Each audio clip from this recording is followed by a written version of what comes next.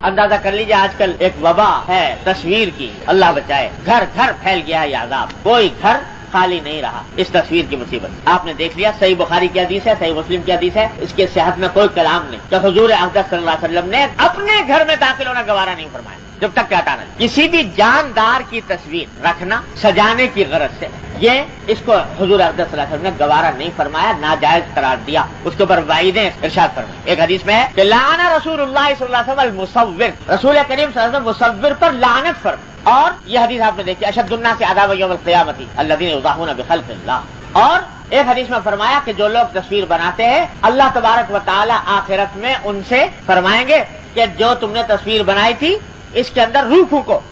اور وہ ظاہر ہے کہ روح پھونک نہیں سکیں گے تو عذاب میں مبتلا۔ اللہ اتنی سخت وعیدیں احادیث کے اندر نبی کریم صلی اللہ علیہ وسلم نے تصویر کے بارے میں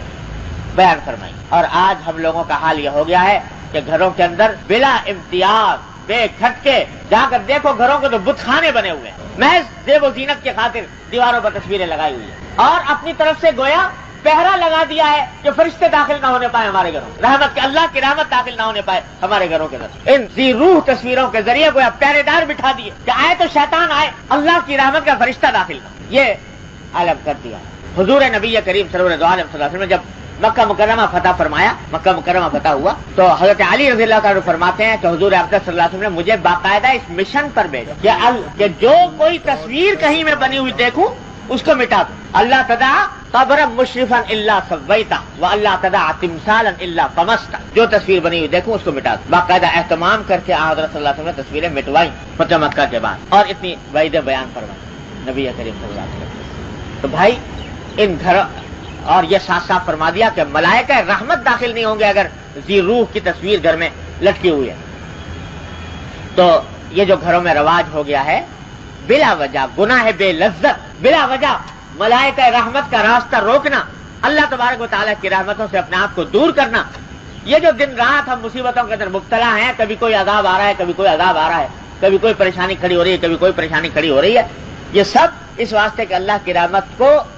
داخل ہونے سے روک رکھا ہے ان معصیتوں نے، ان گناہوں نے۔ تو ان سے پرہیز کرنے کے لیے اتنا شدید رد عمل ظاہر فرمایا حضور نبی کریم صلی اللہ علیہ وسلم۔ ارے بھائی بچپن سے ہی عادت ڈالو اس بات کی کہ ان تصویروں کا کہ سے مانوس نہ ہو، لوگ اپنے آپ کو بھی بچاؤ، اپنے گھر کو بچاؤ، اپنے بچوں کو بچاؤ کہ اس کے مانوس کوئی مجبوری ہے پاسپورٹ کی، ویزا کی، یا شناختی کارڈ وغیرہ کی، اس قسم کی مجبوری ہے، اس کے لیے تصویر اتارنی پڑ گئی، بنوانا پڑ گیا، تو انشاءاللہ اللہ کے ہاں امید جائز ہوگا، اس کے اوپر امید اللہ کی رحمت سے کہ اس کے اوپر گناہ نہیں ہوگا۔ لیکن بلا وجہ میں سجاوٹ کی خاطر اور اپنے گھروں کو بتخانہ بنانا، صحیح بخاری میں روایت آتی ہے کہ جب حضرت فاروق اعظم رضی اللہ تعالیٰ عنہ نے شام فتح کیا، اور شام اس زمانے میں روم کا ایک صوبہ تھا اور دنیا کی سپر طاقت سمجھی جاتی تھی، تہذیب و تمدن کا مرکز، تو وہاں کے جو عیسائی تھے انہوں نے درخواست کی کہ ہم آپ کے تابع تو ہو ہی گئے ہیں، ہتھیار ہم نے ڈال دیے ہیں، جزیہ دینا قبول کر لیا ہے، تو اب ہم ذمہ ہو گئے، ذمیوں کے اقلیتوں کے، غیر مسلم اقلیتوں کے بھی حقوق ہوتے ہیں، تو ان حقوق کے ماتحت ہم چاہتے ہیں کہ ایک دن آپ کی دعوت کریں اور آپ ہمارے کلیسا میں تشریف لائیں تو ہم آپ کی دعوت کریں۔ تو فاروق اعظم رضی اللہ عنہ نے فرمایا کہ بھائی دیکھو بات یہ ہے کہ مجھے تمہاری دعوت قبول کرنے سے انکار نہیں، تمہارے کلیسا میں آنے سے انکار نہیں، حالانکہ ہم اس کام کو جائز نہیں سمجھتے، لیکن کلیسا میں آنے سے بھی انکار نہیں، اس واسطے کہ بہرحال تم اہل ذمہ ہو، مسلم غیر مسلم اقلیت ہو، تمہاری عبادت گاہوں کا تحفظ کا ہم نے ذمہ لیا ہے، لہٰذا ہم وہاں پر بھی آنے میں ہمیں اشکال نہیں، لیکن مشکل یہ ہے کہ تمہارے کلیسا جو ہوتے ہیں وہ تصویروں سے بھرے ہوئے ہوتے، چاروں طرف تصویریں ہوتی، تو ہم ایسے کلیساؤں میں داخل نہیں ہونا چاہتے جس میں کہ تصویریں ہوں، اس واسطے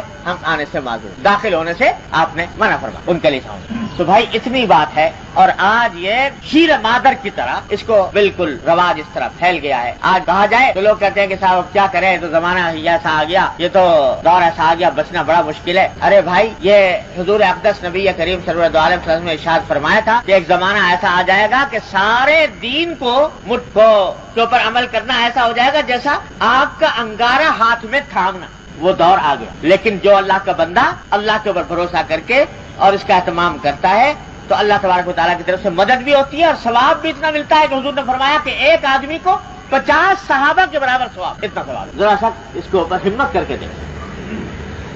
اب آپ دیکھ لیجئے کہ حضور اقدس نبی کریم صلی اللہ علیہ وسلم نے کتنا اس کے اوپر رد عمل کا اظہار فرمایا.